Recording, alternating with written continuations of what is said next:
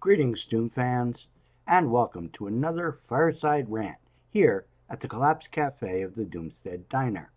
This week, we're doing a potpourri of collapse news stories. It's kind of like a smorgasbord where you have tons of food laid out on different tables, and you can pick lots of different dishes to stuff down your pie hole. It's Thanksgiving week also, as I begin this rant. The traditional time of year when Americans, awash in GMO foods, overfeed and conspicuously consume even more food than they normally do. So we can overfeed today also on collapse. First up is the continuing wildfire story in Smoky, California.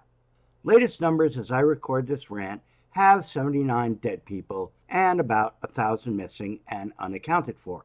The death toll is sure to rise further, since they're still fighting the fires and haven't yet got to many places to collect the barbecued Homo saps from the rubble. It was also revealed that in the really hard-hit town of Paradise, that many people never got a warning to evacuate, and of those that did, they got caught in the gridlock of cars trying to get the fuck out of Dodge all at the same time. We, of course, have witnessed this same effect in many other disasters, going as far back as Katrina in New Orleans. The road system is simply not built to handle mass evacuations. It's barely built large enough in many cities to handle standard rush hour traffic. The slightest problem can instantly turn high-speed, limited-access roads into parking lots. If collapse comes to your neighborhood, you basically have to be one of the first people to find out about it and then pack up your bug-out machine and hit the road, Jack. This is why it's important to have the Doomstead Diner on your daily reading list. We stay on top of the collapse stories 24/7, 365. I reported on the campfire on the first day it broke out when it was barely a brush fire. By the second day, it grew exponentially and was 0% contained. If this wasn't enough information for you to get the fuck out of Dodge, then you are a candidate for a Darwin Award. On the firefighting front, it was reported that around 1,500 California prisoners are out on the fire lines battling the fires for the big paycheck of $2 a day. Does this sound a little like slave labor to you? They aren't required to do it, though. It's a volunteer program, and you're not eligible if you were convicted of arson, for instance. Actually, arsonists probably would make the best firefighters. You're also not eligible if you were a sex offender, and probably all violent felonies, which probably most of these firefighters are convicted of some drug offense. What they do get along with their $2 a day are some better living conditions in the prison and some time shaved off their sentence. Moving on to other stories. It was reported that more people die every year from alcohol addiction than from opioids. Alcohol-related deaths are soaring amongst the middle-aged and the women. So far, though, nobody has suggested a return to prohibition. The actual causes of death are increased rates of cancer, liver disease, and suicide. However, this doesn't actually increase the total deaths, because all these Homo sapiens would die eventually anyway. It just means they die younger. None of these causes of death should be a surprise, given the effect alcohol has on your metabolic systems. But in terms of collapse, the increased suicide rate is the most interesting. People who commit suicide do so for all sorts of reasons, from economic problems to marital problems to general depression. The same reason many people become alcoholics. So again, it should be no surprise if you have more alcoholics, you'll get more suicides. So why is there this general unhappiness and these problems cropping up? Because the civilization is collapsing. That's why. The expectations people had 20 years ago for an ever better and more prosperous life aren't being played out. It takes a toll on their marriages as well, since economic problems are a major reason for divorces. Which leads us to another story for this week.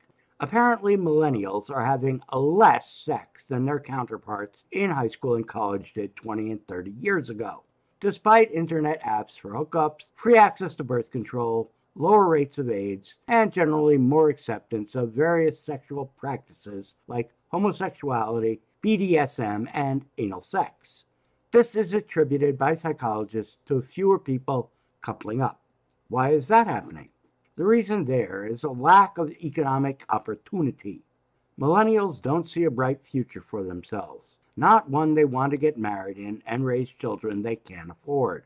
You can't buy a McMansion and raise a family on a barista or burger flipper salary. The future isn't so bright anymore that you gotta wear shades. Now it is so dim you need a night scope to even make it out. Sex and coupling up is just not affordable for many millennials. And it's a lot cheaper just to watch porn on the internet. All this results in falling birth rates in the industrialized countries and the demographic and economic problems that come with that. On a planetary global level, this is good, since we do need to reduce the population size. But the whole economic system of capitalism is built on the idea of perpetual growth. Fewer young people each year means diminishing tax returns, a diminishing ability to pay for retirement programs, whether they are state-sponsored like Social Security, private pensions, or 401ks. When all this will break is anybody's guess, but you can see it coming down the pipe. On the political front, now that the midterm elections are over, there is rampant speculation about who the demodopes will put up for POTUS to run against Trumpofsky, with a variety of candidates being suggested from Joe Biden to Liz Warren to Beto O'Rourke to Oprah Winfrey. There was even a rumor floating around for a while that Mark Zuckerberg would throw his hat in the ring. It's also postulated by several diners that the Dems can't win because they have abandoned the base of white working class people, also known as white trash, and have become the party of minorities and LGBTQ genders. The postulate here is that this white trash will never vote for the Dems and always vote repugnant, no matter how contrary to their own welfare this is. I don't subscribe to this for a number of reasons. First off, the Dems did win back the majority in the House, taking quite a few traditional repugnant strongholds from them, districts that in some cases hadn't voted Demodope in 20 years. This shows that there is increasing dissatisfaction amongst repugnant voters, and they will vote Demodope when pushed far enough. The next reason is the Donald himself, who is persistently shooting himself and his supporters in the foot, both internationally and domestically. His morning tweet storms are a complete embarrassment. The trade war with the Chinese is not working out well, the stock market is looking ugly, and none of this is destined to improve over the next 2 years. So, I will expect that he will continue to lose support amongst his base. It does depend a lot on who the demodopes end up running and what kind of message they deliver to the voters. They have been quite inept lately as a party, but some of the individuals, like Bernie Sanders and Beto O'Rourke, are proven fundraisers. How big a war chest can they work up? How will they focus their ad campaign? Will they use social media effectively? Will the millennials and the women turn out in big numbers?